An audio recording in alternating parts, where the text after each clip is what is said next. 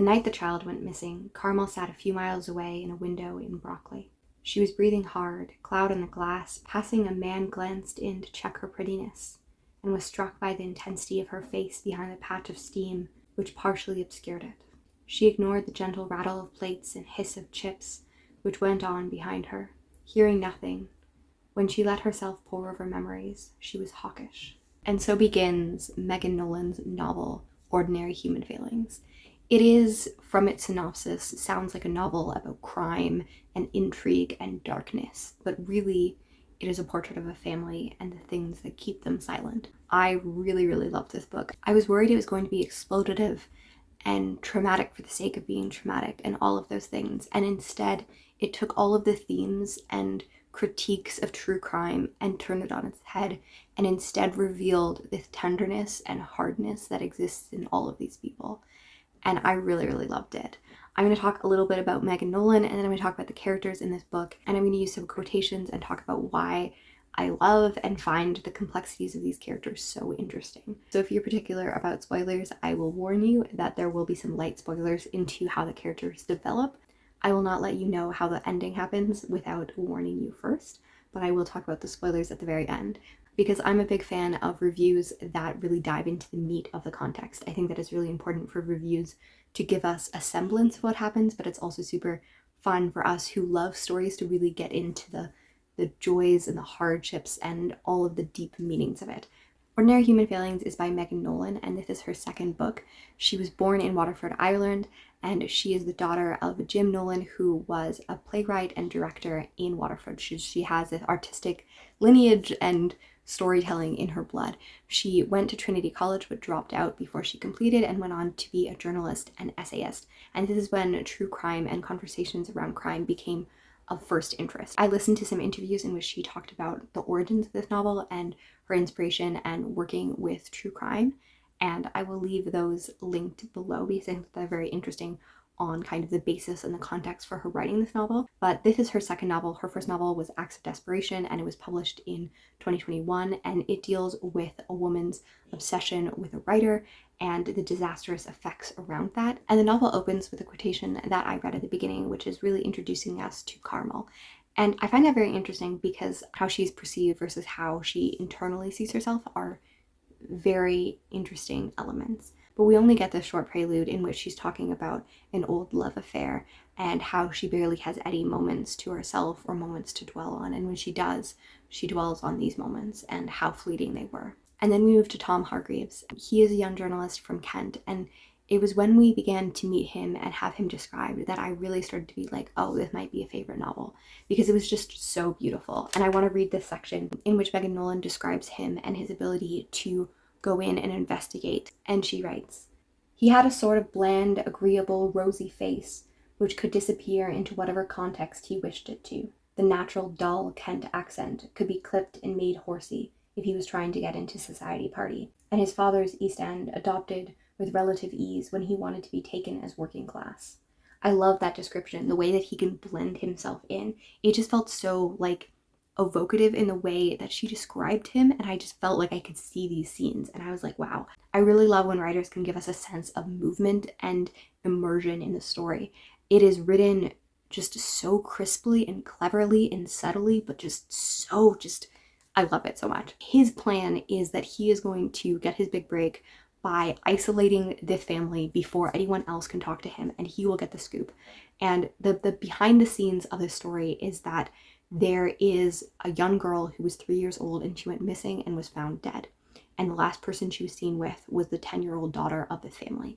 And they are a bad family and all of those things. So like, of course, the daughter from that family would have murdered this child. So 10-year-old Lucy is taken into custody, and then Tom kind of corrals the family that is made up of a father and his 2 children from different marriages, and they get put in a hotel and sequestered, and he is planning that through liquor he is going to crack them open and find the secrets. He's going to find the deep-seated reasons and have a full in-depth on all of the darkness that lies in the family.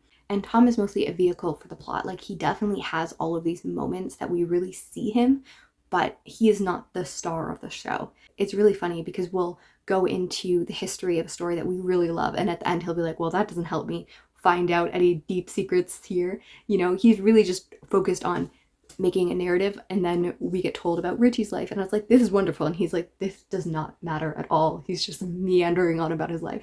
But that's kind of the point. The point is that he's looking for the spiciest, sharpest, most like gasp-inducing thing, and there isn't that. There's just all of these stories and intricacies that we really see. Tom really has this kind of similar idea to many of the other characters, though, where he is looking for this solid place, this foundation. He's looking for success in this way and looking to other people for that.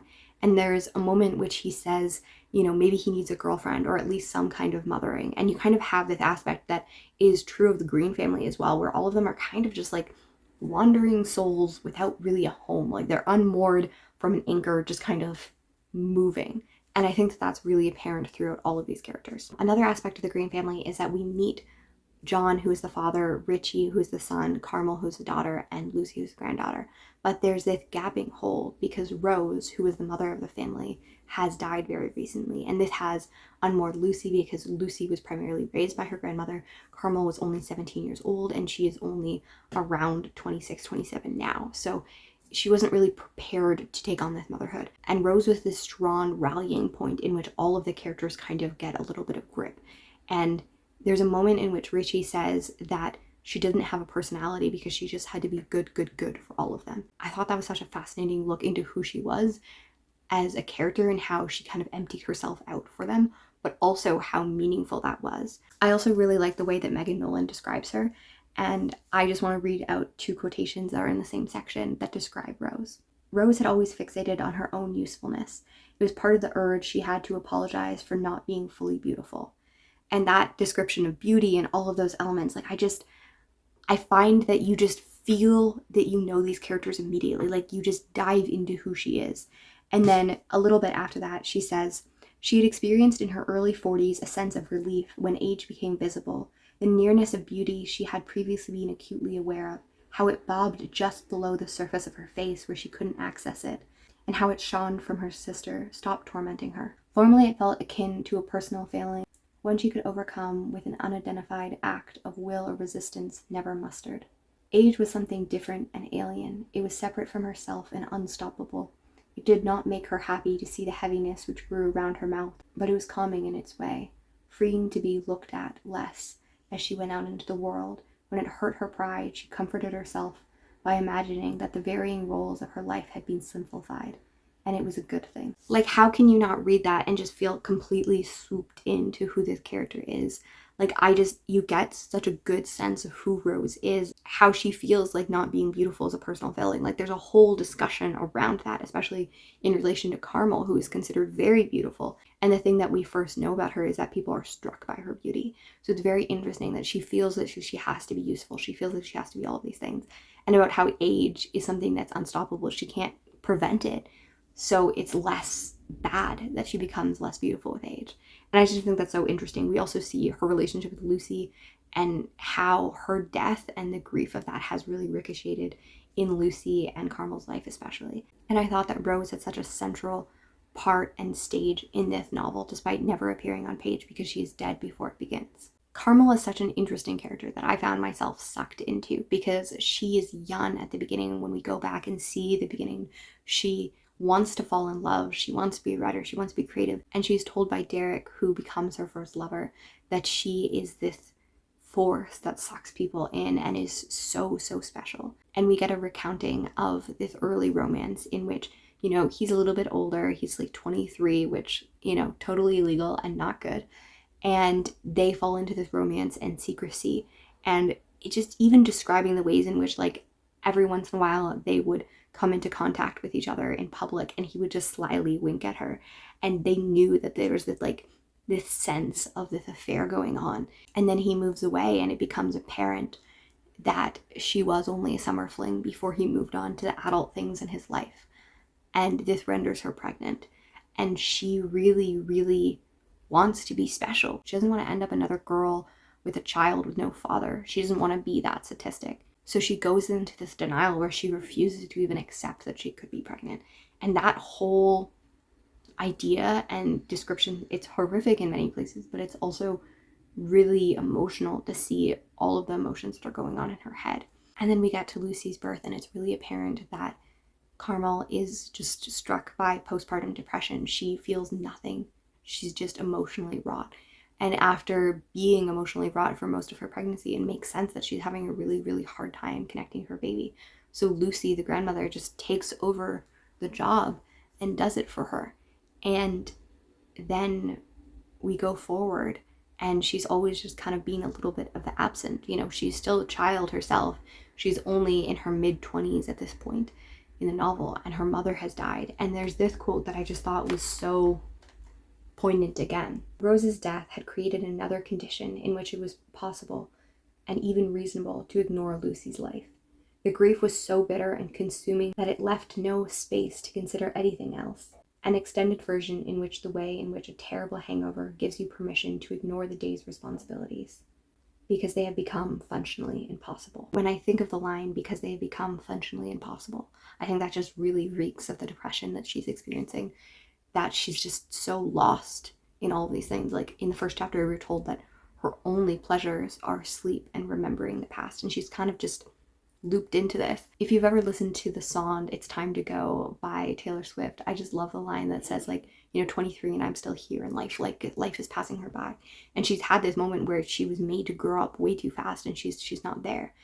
And I read this back to back with River East, River West, which is another book that is long listed for the Women's Prize. And both of these deal with women who thought that they would be special, thought they would be glamorous, and are kind of stuck into a life that is not glamorous. And it's really interesting to see the ways in which these stories are mirrored in each other. One of the lines in River East, River West that really struck me and was most poignant, and I'll probably butcher it a little bit, but it says, "If this was a movie, someone would tell me that I was a woman, and all I could feel was how untrue that was." And this idea of adulthood thrust upon these children and how they are dealing with things that are too mature for them. And we really see that Carmel is in this kind of arrested development. She doesn't want to admit that Lucy is real. Like, she knows that her daughter exists, but like even throughout her pregnancy, she doesn't admit that because it's just too much for her to deal with. Partly because she's too young, but also because she had an idea for her life. She wanted to be a writer. She wanted to do all of these things, and now she'll never be able to do those things. And yeah, I think that Carmel is an easy character to see as a person who kind of just checked out. But I also think that it's really powerful to see the humanness of her story. I always love looking at covers and the ways that it tells us about the novel. And sometimes I love covers and sometimes I hate covers. And I don't like the original British cover very much. And I think that especially after reading this, I think that it's a little bit of a misnomer, because it is one of a girl and her hair is up and she's kind of like this and she's tucking herself in and she's hiding in this big coat. And she kind of looks like a party girl from the 90s, which I think that in first glance, Carmel might look like that, but she's really not. And then there's this other cover that is one of two children, and one is dropping from the roof and like hanging in that midair. And I think that one is just such a more poignant capturing of this novel, this free falling, this childhood that was like arrested and taken from them. Whether that's Lucy who's falling, or Carmel that's falling, or their brother Richie, like all of these characters, like it's just, they're free falling in some ways. And it's also this idea of innocence and freedom and that childhood, joy mixed with this idea that this person is still falling. And I think that is just a beautiful capturing of it. So now to talk about Richie, and this is kind of an interesting aspect that so many of the books on the Women's Prize also deals with blended families, or not as typically nuclear family as normal. And I don't think we know from the beginning, but it's kind of hinted around Richie's time, in which Richie is not the son of Rose. We know that John was married before to a woman named Louise, and Louise left him, and then he married Rose, and then he had Carmel. So Carmel and Richie are half brother and sister. And that kind of plays into it, that he does feel kind of lost, like his father John was left within the first year of his life, and all these things have moved on. And there's always this detachment, because Rose is kind of the thing that keeps everyone together, and Richie's kind of excluded from this.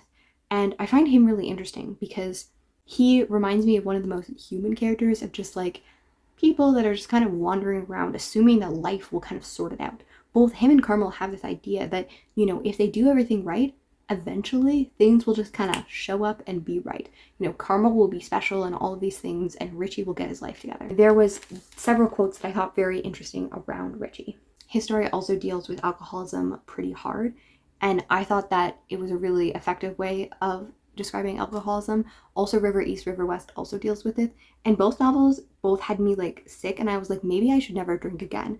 Like, I drink probably the most casually out of anyone. I only ever drink with people. If people bring wine to my house, I drink. I never buy wine because it's expensive. I'm the most social of social drinkers, and yet this made me want to be like, maybe I should never drink. He always drank with a resourceful enthusiasm of someone afraid it would be taken away at any moment, and he began to realize that was exactly what he had expected to happen, that a plan or circumstance would announce itself in his life and make the way he drank impossible. So we can see from that description that he kind of just plans that adulthood will drop on him and he'll be okay.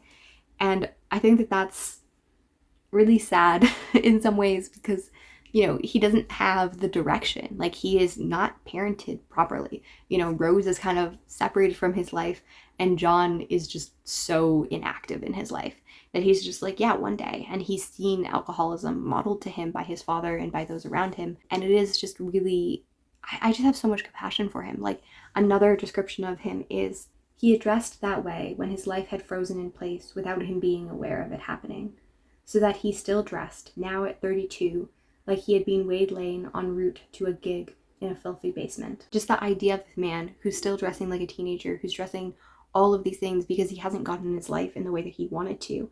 And like, waylaid is such a good description of that.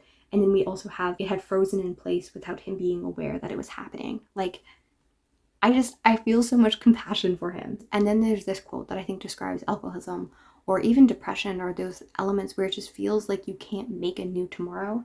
And it says, it was impossible to imagine a life which did not involve drinking, except for if the Richie in it was an entirely other, new sort of person with traits he had never shared. Like, it's impossible for me to like read that and not just feel like my heart breaks for Richie, because he doesn't feel like he's ever had that modeled description of how to get out of alcoholism, you know, like those traits that he had never shared. Like, he imagines that the only way that he can have success is to remake himself. And I think that that's often a failing in the way that we parent people or talk about addiction or talk about all of these things. You know, my background is in mental health and in counseling, and part of it is like highlighting the strength of other people and like showcasing, like, obviously if addiction is an issue, then you should remove that part of your life so that it's not a temptation. But the idea that there's nothing good in him, nothing that he shares that could make him reliable, that could make him all of these things. And I think that hope is the best part to help people go on. If they can't imagine a future, why would they fight for it? And I think that that part of it just breaks me open, because I want Richie to have that hope. You know, he thinks that when he goes to London that he'll have a new life, that he thinks that all of these things, and yet he's not given the tools or the hope or the belief and the support of those around him to actually make those things happen. And again, he's a person you can easily villainize, and yet I just have so much compassion for him. I probably have the least words to talk about John, who is the father. I liked his backstory with Louise. That part really touched my soul, but I don't really have as many thoughts about it because it is more not necessarily related to the forward motion of the plot, which I think is great. Unlike Tom, you know, who doesn't care about these things. I care about these things. But I will read these things that relate to his relationship with Richie, which I thought is just really powerful. And it was so absurd that his father, whose silence for their whole lives, his silence had been a wound Richie thought he might never recover from. It was so absurd for him to be speaking in this way, for him to be asked to be spoken to in this way, like they were in some play where fathers and sons said such things to one another. Like, that also, again, going back to Richie's inability to imagine a future and just imagine and like create and mentalize a future. Just like the fact that the only way that fathers and sons can be that close, or this is actually not a moment of closeness, but like have a relationship in which they communicate, feels like something that can only happen in fiction. It feels like a play, which I thought was just wow. From here, I'm going to go into a little bit more wilder spoilers. I'm not going to still talk about the very end, but I'm talking about true crime and its effects and all of those elements, which will have hints of how things turn out a little bit. So true crime is something that I am not very knowledgeable about because I've always had a little bit of an ick toward it. The way that it's kind of feeding on the tragedy of others. And yeah, I just think that people aren't as bad as everyone wants to think about it, but we have to sensationalize badness and make it so much worse than it is. And not to say that like these crimes and things like that aren't horrific, but to completely remove the humanness of it makes it into something that is sensationalized and removes the fact that people are really suffering and that there's a long history of trauma and of other things going on. And I have this quote from when Tom was talking to Carmel, and it says, "She had compelled his casual barbarism to her family to wish that a child had murdered another child. Maybe it was true and maybe it wasn't, but he had wished for its truth anyways, and he would always know that about himself." Again, another quote that just really captures that way of like, he had wished for another child to murder another child because he wanted that story. We don't get as much from Lucy as we get from the other characters. Nolan kind of talked about how she didn't think that, writing from a child's point of view, it felt like it was too hard and also like it was not right to do. But we get these small glimpses that when she's in this quiet police station, she can kind of cover herself in and she can make herself in a place of safety and security. And we get the idea that everyone is kind of checked out but Rose. In this, we get talked about the fact that Richie was supposed to be taking care of her. Richie was often supposed to be taking care of her, and he wasn't very aware of it most of the time because he's just so drunk. And then we got Carmel, who's just kind of checked out by grief and postpartum and all of those things. And John, who's just, known for his silence. And there's this house of silence, and all of them are in their inner trauma. And then Lucy is just existing there, completely unmoored from any really parental or role models at all. And it's just how that feels for her is just so hard. When she had hurt the boy in the playground and everyone got angry with her, all of her life threatened to change in the hinge of that impulsive moment. She could feel nothing else but the enormity of it tilting over her head. I think that description, she was just a child who was playing a game and she shouldn't have done that, but the amount of times that children do something without thinking, impulsive moment, and yet because her badness is assumed, it becomes a narrative around her. And because there's an emptiness of actual people caring about her, there's no good self-image, no good anything to bolster her. And kind of like Richie, but in a different way, we just see this lack of anything. From here, I will kind of talk about the end of the novel. I would really, really recommend this book. I think that it touches on so many tender themes, and this review will be way longer than any review needs to be. And yet, I think that it will be great. So at the end of the novel, we find out that, it's just a game. Lucy had played this game for a long time called Freak Show, in which they all tried to do something, and hers was always holding her breath. And it is something that many of the children were doing, and little Mia is only 3 years old, and, she wants to join. And as someone who knows 3-year-olds, they always want to join things, and she does it, and accidentally it causes her death, is kind of how it's revealed. And as the other children come out and confess that they were all part of this, the malice and all of this gets dropped against Lucy. And her family kind of has to reckon with the fact that, yes, she is in charge of it, but it's not it was no malicious intent behind it. Lucy still feels all of these feelings. It says, now at least everything really had changed. Now at least the badness had come out of her and into the world and was real. And my heart just broke with this because we see this and then we see them go back from London because they were originally from Waterford in Ireland, and then after Carmel's pregnancy they left and became even more unmoored, and then they came back to Waterford after all of this went down. And whenever a child speaks to her, Lucy leaves, and when she's assigned in group projects, she literally begins to cry because she's so fearful of her own hands and her own existence that she feels so traumatized by that. And I think that plays to the idea of how true crime can really just traumatize people. The way that she was assumed to be malicious for the story, the way that all of these things were pressed upon her, just give her an idea that she can't even be around people. She's a bomb that is going to explode. Even Carmel, when she goes to this meeting with the teacher, thinks that, it's going to reveal that Lucy has done something bad. There's this intention of believing that Lucy is bad. and that Lucy was, a troubled kid, that she was crying too much, and like all of these things. And the narrative around, before she was even conscious of this, has been so perpetuated that that's in Carmel's mind, and that also exists in Lucy's mind. And it's heartbreaking. It really shows the effect of that. And I love that it reveals, it goes forward, that Carmel goes to therapy. She finds out about postpartum depression. She starts to heal. She starts to have conversations with Lucy. And we get the idea that, John is good at first, and then he kind of fades away, and like Richie is not, he's mostly in London, still just kind of existing. But there's this beginning of changing the idea that this, transgenerational trauma is beginning to unseal a little bit. And it won't save them all. It won't all be perfect, but there's a little bit of that. And there's this quote that says, "But still they tried. The trying would be the life's work. They both understood this, and there would be no day when they would celebrate a resolution." It really shows how trauma and all of these things, like, you see the ways in which this silence has been created through all of their lives and all of their traumas and all of their hurts and lack of direction and all of these things. And the positive things can only happen little by little by little. There's one quote that is not necessarily related to these themes that I just really loved, because I feel this with grief so much.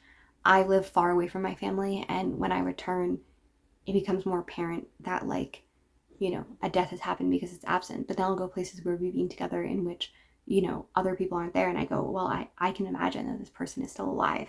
And this is about Carmel, about her mother. She had promised to stop denying the truth, to strive always to confront things as they were, no matter how much it hurt. But she felt that this was one area an exception could be made. To stand in these rooms and believe, however briefly, that death was a thing which happened only in a foreign country and could not follow you home. I can feel the, like, tears in my throat just reading that, like, the idea. To believe briefly that death was a thing which happened only in a foreign country and could not follow you home. So that is all of my thoughts for this novel that I just think is brilliant. It was a 5-star. I really, really loved it. And I'll read the quote that gives it its name, and then I will say goodbye. So thank you so much for watching and reading and enjoying, and I would love to hear your thoughts. If you stayed this far, thank you. There is no secret, Tom, or else there are hundreds of them, and none of them are interesting enough for you. The secret is that we're a family. We're just an ordinary family with ordinary unhappiness like you.